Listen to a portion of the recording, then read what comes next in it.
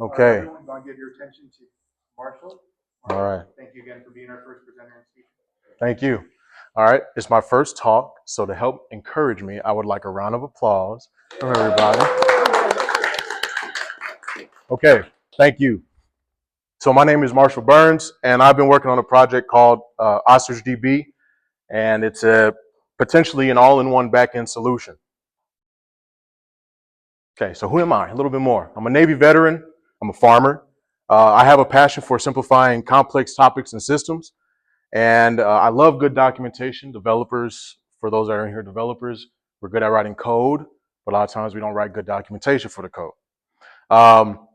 I'm a former product and platform software engineer at Accenture Federal Services. And that's a picture of me about 10 pounds lighter. Okay, so how it started. I was working on a project called Hall Pass Hero, and it was just a CLI tool meant for instructors and teachers to kind of keep track of student information, attendance, grades, things like that. I was writing it in C, C++, Python, and I was using a SQLite library for C++. And generally speaking, it was fine until I got to the C++ portion and the SQLite portion. Okay, so I came across a couple of problems. Problem number one, and again, this is for the C++ and SQLite portion. It felt as if I had to write excessive source code to perform a simple task. So here I have a function that I wrote in C++. It looks filthy, I know, but the main goal of this function is to create a table. That's all I want to do is create a SQL table or SQLite table. I had to do all of this to create that SQLite table, interact with SQLite API, which was not very fun. A lot of this is very confusing. I look back at my code now and I'm just like, what did I write?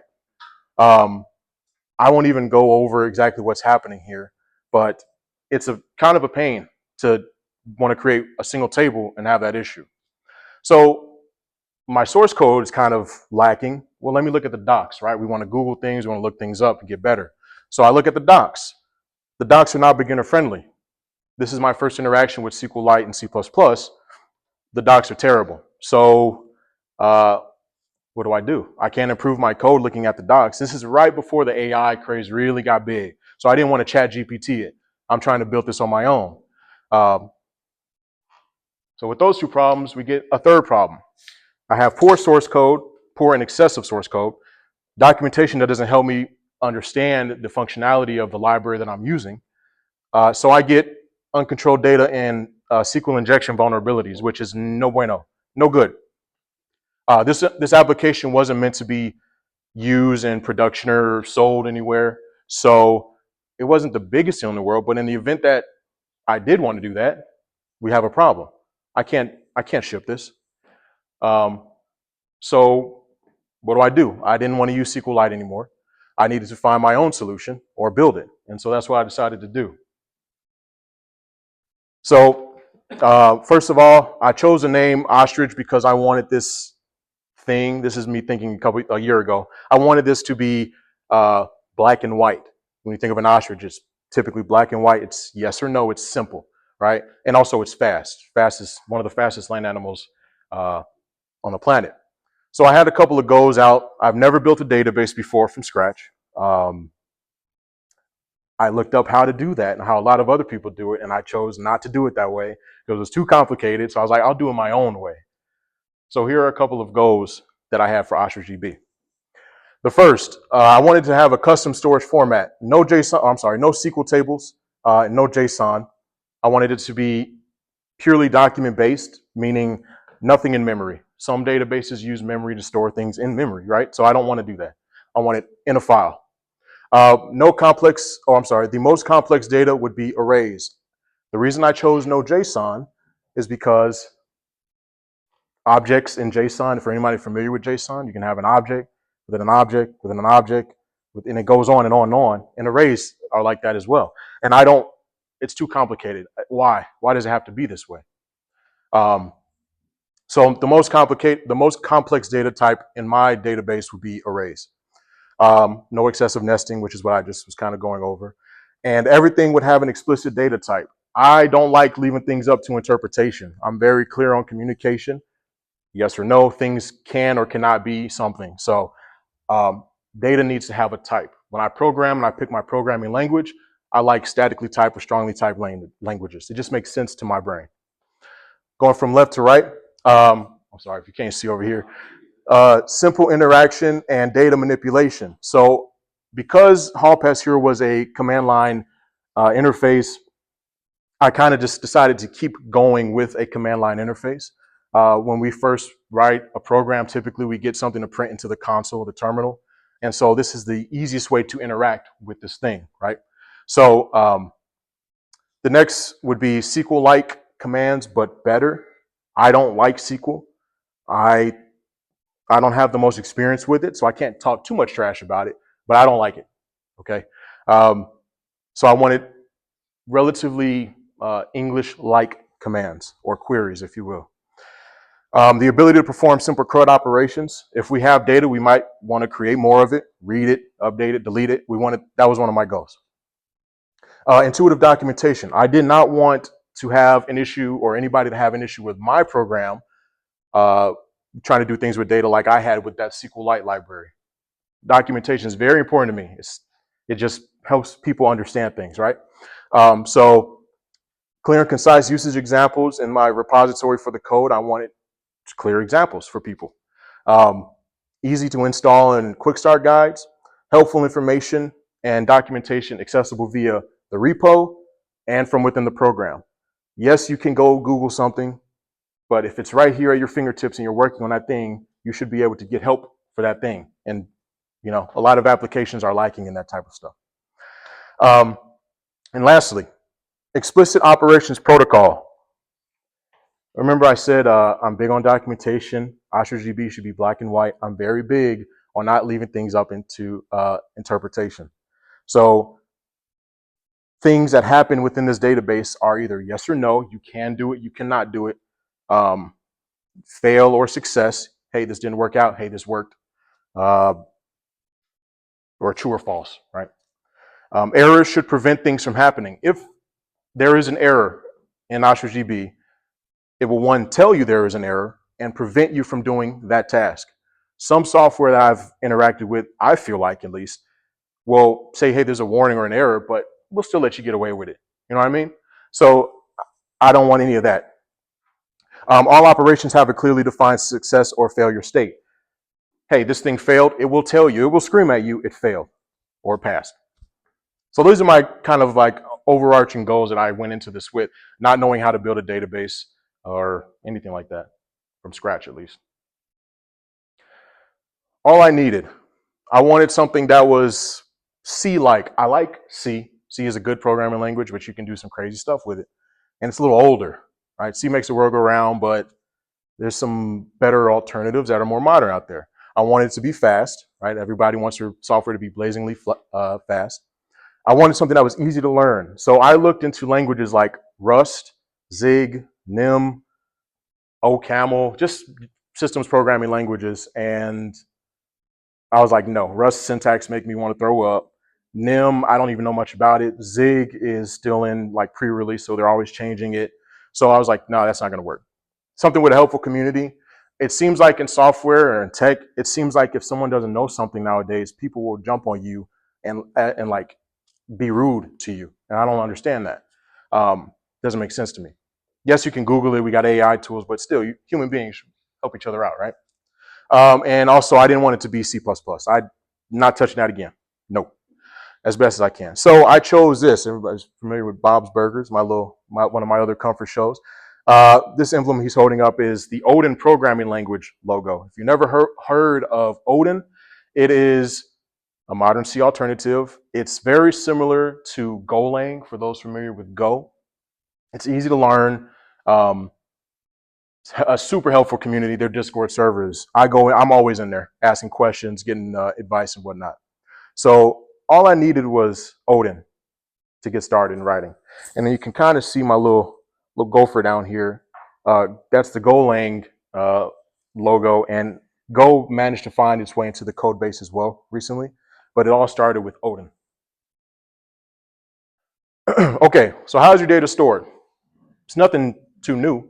I said everything has a data type, right? So it looks like a key value pair in like JSON or something like that. So every data type or every record, I'm sorry, will have a name, a type, and a value.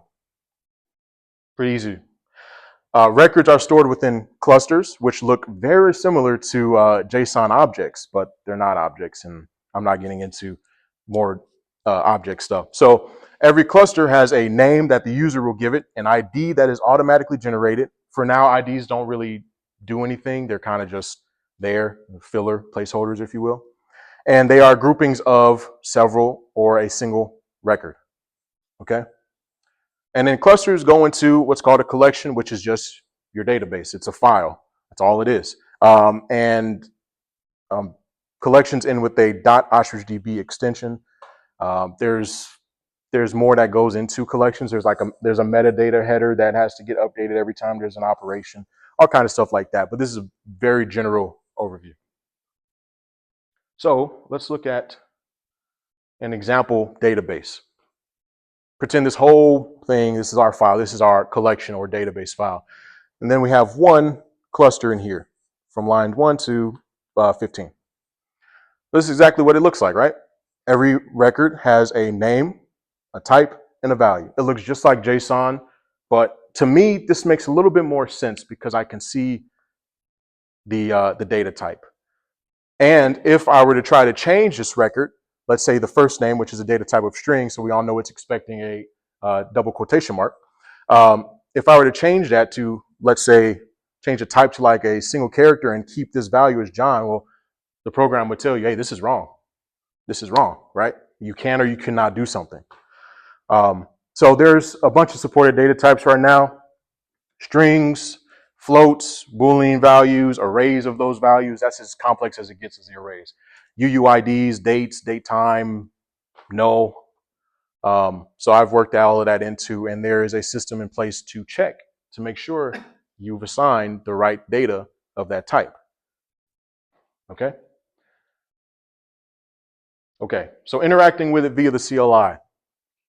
A user enters commands. I call them commands, but queries it's a interchangeable phrase. User will enter their commands or queries. Those queries or commands are then parsed into tokens. Each command has to have a command token. Some will have location tokens and some will have parameter tokens. So on the right here, I have kind of this little chart here. This is how it would look. New is a command token, fetch is a command token, etc. Location tokens are accessed via dot notation. I feel like that just makes sense to a lot of programmers. We kind of do that in like Python if you're trying to access like a class or an object or a method, whatever. Dot notation just kind of makes sense to me, and I hope it makes sense to a lot of other people. So these are just kind of how it looks. I'll give you some examples of actual queries or commands. So on the left, we have OstrichDB. If you want to create a new database, you just use the command token new, and then the name of the database. And then your file is created. It's generated with a metadata header, and you're ready to perform operations on it. If you do new foo.bar, you would create a cluster named bar within the database foo. In my brain, that makes a lot of sense, right? If you wanted to make a record, which is where the actual data is stored, you're just following that same trend. New foo.bar.bars of type, and then you apply a data type to it. This type here is mapped here, so that's how we can kind of parse out that token and its value. And then, so this one, the one I just mentioned, is for just creating a record without assigning a value. But you can do the one below it, new foo.bar.bars of type integer array with is another parameter token, and then the values of that array. So we can assign those values in the same time we're creating it. There's also a cool thing that I added to where, let's say you just want to run this command. You're starting fresh. You don't have a collection file or a database. There's no clusters within it, obviously, because it doesn't exist. And you just run this command. Well, OstrichDB will ask you, do you want to create foo? Do you want to create bar? And then we'll do bars. And then it'll do it for you if you say yes. So that's pretty cool in the event that you don't want to do step 1, 2, 3, 4, 5, you can just do here, and then you have data. Now, here's how you would do it in SQL. If you want to create a database, create database foo. It's not too bad, right? A couple extra word and another symbol there. If you wanted to create a table, here's an example query: use foo, create table bar, etc. That seems like a lot to me. If you wanted to add data to it, it's even more. So in my opinion, OstrichDB and its queries are way easier to use or faster to use. Now, I know SQL can do a lot of stuff. Well, OstrichDB isn't there yet, but it might be one day. It might be even better. Okay. Key features. So there's 3 ways to interact with OstrichDB right now. You can send requests over its built-in HTTP server, so you can build a client in your favorite programming language right now. As long as the OstrichDB server is running, you can send information over that, build a database, do all the things you need to. You can manually interact with it via the command line interface, which is, new foo.bar. You're typing those commands out. And also, I'm working on a natural language processor, so you can tell OstrichDB, create a database with X data, and it will do that. So we're working on that right now. It's coming together pretty good. Security measures: databases are encrypted. So they're encrypted while at rest, and when the operation is being performed, they're decrypted because we have to read from that file, but then they are immediately encrypted again. User authentication: to access OstrichDB, you make a little account, password gets hashed up, and that's self-hosted, so that's also stored into a database within OstrichDB, and it gets encrypted as well. User role-based actions: this is a feature that's kind of in, kind of not. At one point, you could create another user, and there are roles. So if you can create a admin role, a user role, or a guest role, the guest role would not be able to do certain operations. Database permission-based access. So let's say on my machine I have 2 admin accounts. Well, admin number 1 doesn't want admin number 2 to access this database. You can have that, even if you're both admin. I don't want you accessing this. You can import foreign data. So you can import a .csv file, and it will translate it into an OstrichDB collection with a cluster with that data. I have type inferencing in, so if you have a CSV file with name, age, whatever at the top, OstrichDB will be like, I know what that is. That's an integer, that's a string. Put it in that cluster for you. You can also do the same with JSON, but because JSON is, like I said, it's got all that nesting and all that, it's a little bit tricky. So you can only really do a simple JSON file that's just an array of objects. After that, it starts to break. All right. Other noteworthy things: configurations, benchmarking, user command history, command chaining. So you can just have a really, really, really long command, and it will do every single thing that you tell it to do unless it cannot. And then currently support on Mac OS and Linux. And one more thing, we're getting a website built for it, so hopefully can interact with it more ways than what it is now. And that's it.